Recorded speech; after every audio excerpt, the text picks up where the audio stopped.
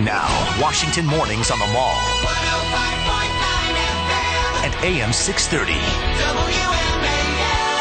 7:07 on WMAL, where Washington comes to talk. Brian Wilson, Larry O'Connor. The phone lines are going to be open this morning. We're going to be continuing to take your calls about the event last Friday in Newtown, Connecticut, as we lay to rest the first two victims today in that town. And we are beginning to contemplate the horrendous act that has occurred. We'll take your calls, 1-888-630-9625. But first, Joe DiGenova, our legal analyst and former U.S. Attorney of the District of Columbia. It's actually fortunate to have a legal mind like Joe's on the air today with us, because there's so many legal questions that are already coming up about this. As we've been lamenting, Joe, it would be nice to be able to take a few days and mourn and grieve and really reflect on what's happening, but it seems like legal and political discussions are being forced upon us.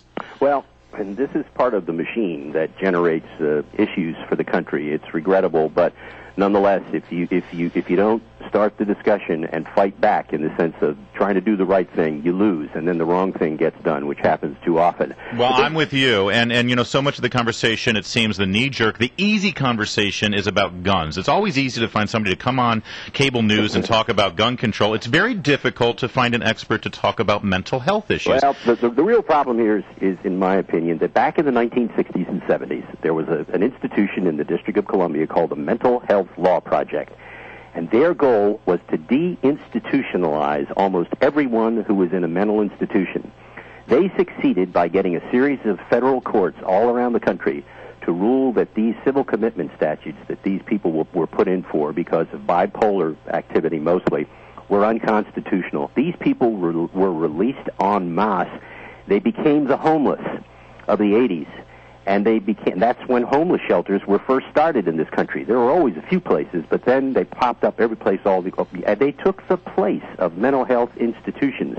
Now, what happens with a guy like this guy Lanza, there is just no doubt. You will go back and you will look at his history, and there will be so many signs that required intervention that never occurred. I'm not blaming her, his mother, by the way. You know, God rest her soul. She apparently tried to do a lot, if we are to believe what we've been told. But this should have been handled through official channels. He should have been dealt with. There should have been some sort of a commitment proceeding of some kind. But you see, the same folks who deinstitutionalized all these people and created the problem are the ones who want gun control. They created the problem.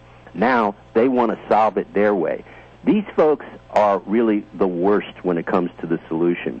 This is not a problem that is going to be easy to solve, because we have a national desire not to deal with the mentally ill. We've gotten better over the last 30 years.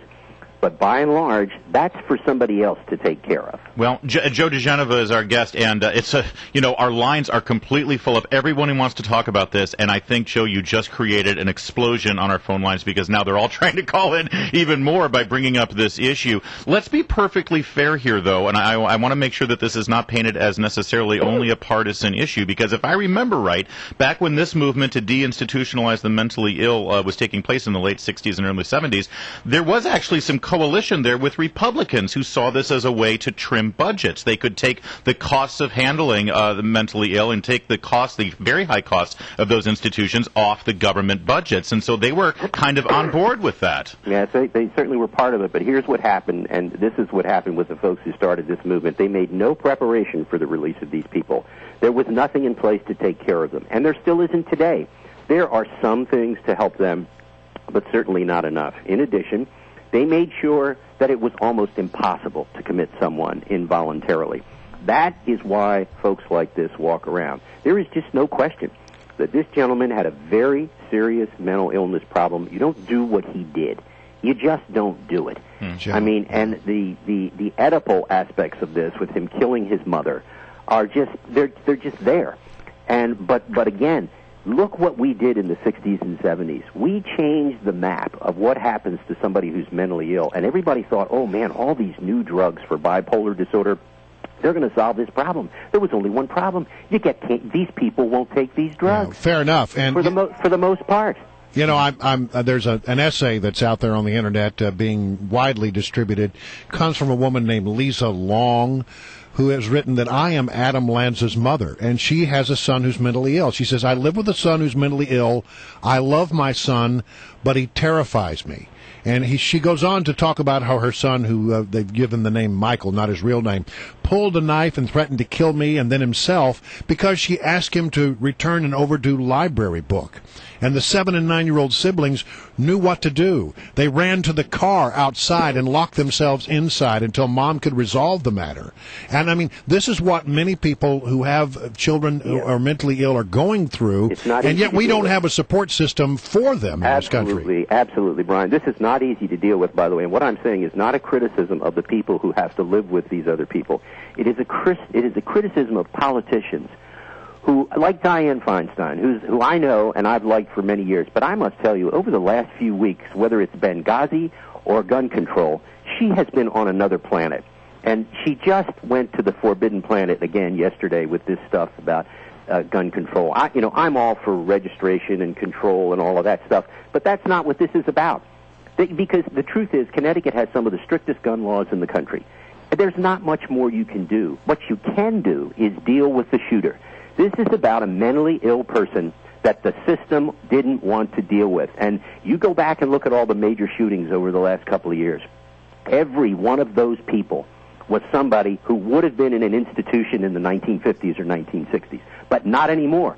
Now, we have to decide as a nation how we're going to balance freedom with the safety of the greater community. It's not an easy thing, but I can guarantee you that's something Dianne Feinstein won't want to talk about. Well, and that ultimately is the final question that I think we're always going to have to deal with is what kind of balance do we have between our freedoms and trying to protect ourselves. The sticking point here is that, when the conversation turns to guns, the fact is there is a constitutional amendment protecting the right to own and bear guns. So when the president says something must be done, we have to change, is he willing to go, do what Abraham Lincoln did and try to get an amendment to the Constitution? As he told Vladimir Putin, he now has more flexibility. Yeah. Well, but the Constitution is not flexible. He doesn't care about the Constitution. He is headed straight toward massive gun control legislation. He stayed away from it before his first election and before his second election. No Joe, holds barred. Let me tell you what's going to happen. If anybody who knows this president, his past actions, doesn't see this coming, you're not paying very close attention. He's going to do for gun control what he did to on the immigration issue. He's going to do for what he did for health care. He's going to make this all happen by executive order. Well, he can do a lot, by the way, in terms of gun control. And I'm, listen, elections have consequences. And if he wants to do that, there's ways for the NRA to litigate those issues and decide what they want to do. But let me tell you something. This issue is about mental health. All people who ignore that issue are simply going to see this repeated over and over again. This is about people who should be institutionalized for a short or long period of time. It's just not happening anymore. Joe DiGenova, thanks for joining us this morning, as always, and thanks for stirring up the listeners even more.